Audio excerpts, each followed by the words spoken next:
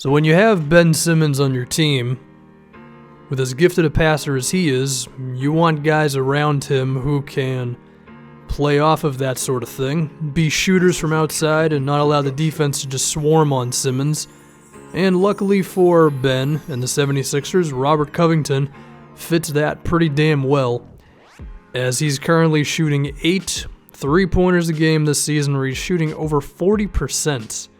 And Covington, he just needed offensive players around him who could be creators, and now that he's able to get himself some open shots, I think there's a decent reason to believe that he can be one of the best shooters in the NBA for quite a long time. Even when he has a guy on him, there's a chance he can shoot it over him because he's 6'9", and when you also look at his ability to play the small forward and the power forward positions, his versatility is just through the roof. Covington, 15 points a game, 6 rebounds total, and if you look at defensively, I mean, Philadelphia already has Joel Embiid, who can be a huge difference maker there. And then Covington, who with his ability to switch among multiple positions, I think the Sixers should be a very good to great defensive team for a long time with both of these guys on the roster, especially when they're both in the game at the same time. So what he does as an offensive player with his three-point shooting combined with his near elite defense, I don't think he's there yet, but I think he's on the way to getting there, Covington's fantastic. Now, al-Farouq Aminu, from a physical standpoint, is similar to Covington. Also, someone who a few years ago would probably be a small forward, but in today's league, he's more of a power forward who can defend multiple positions, be, I would say, an above-average athlete. And then what I think has really allowed Aminu to go to another level this season has been that he's just been better offensively. Portland as a whole, though, has been better on defense, and I think Aminu's a big part of that. He's one of those guys where, because of his ability to defend a few positions, I think he can make up for maybe having one or maybe even two below-average defenders in your starting lineup. And then you combine that with Yusuf Nurkic, as well as Damian Lillard and CJ McCollum just being a bit better on defense. That's what's going to allow Portland to be one of the better defensive teams in the league this season. But we also got to talk about Aminu's three-point shot. He's currently shooting 47% on about 4.5 attempts a game. Now, whether that actually maintains itself, I don't know. But as of right now, I mean, Aminu is really one of the more well-rounded players who only averages about 10 points a game in the NBA. Also grabs about 7 boards a game as well. So similar to Robert Covington, the three-point shooting, playing a few positions, defending a few positions, Aminu's great, and he's definitely a key piece for the Portland Trailblazers. And then there is Darius Miller of the New Orleans Pelicans, who I guess is a little different from Covington and Aminu in the sense of, while I would not go as nuts with his defense, although he's not bad, he's also 6'8". So there's a chance that even if you're not the best defender in the world naturally, your size can make up for it. He's just been shooting the lights out of the ball. 46% from three, 48% from the field. The majority of his shots are three-pointers.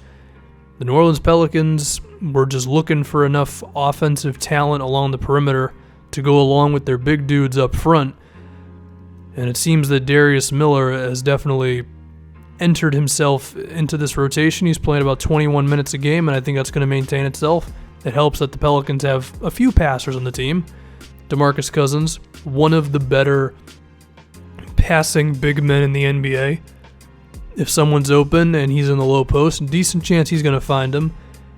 And there's also Rajon Rondo as well, who his shooting has actually been pretty okay this season, at least a little better. He's still only taking about 2 3-pointers a game, but you know, combine that with his passing and he could be something. Then we go to the Toronto Raptors, who have been kind of stagnant for the past few seasons as being a very good team, but one who's looking to just find more players who can do things around DeMar DeRozan and Kyle Lowry. And I think they may have found one guy and a rookie, that being OG Anunoby.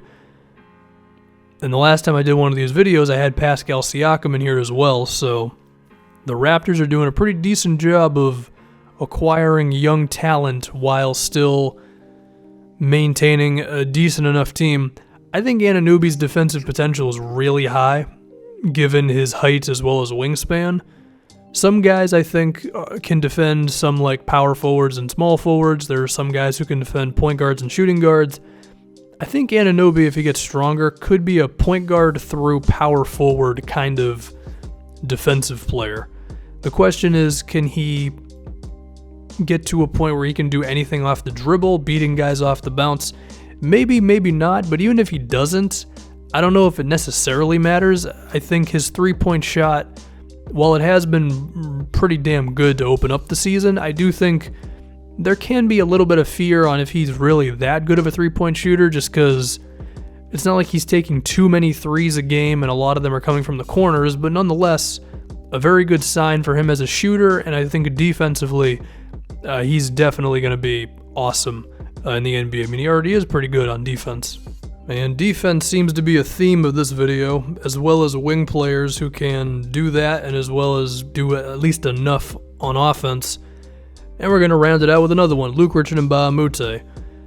I put PJ Tucker in the first version of this one because of what he's doing for Houston as they are transitioning from a team that was mainly an offensive one with just enough defense to survive to being elite in both, as they're, last time I checked, they were 5th or 6th in defense, and then they're still just a ridiculous offensive team.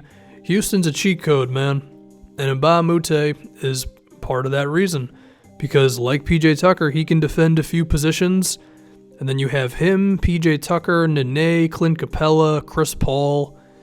Eric Gordon's gotten better. There's enough defenders here to go along with what CP3 and Harden can facilitate on offense with all the shooting to where Houston is very scary. And Mbah a Moute, while he might not jump out at you, he's definitely one of the reasons why the Rockets are pretty intimidating.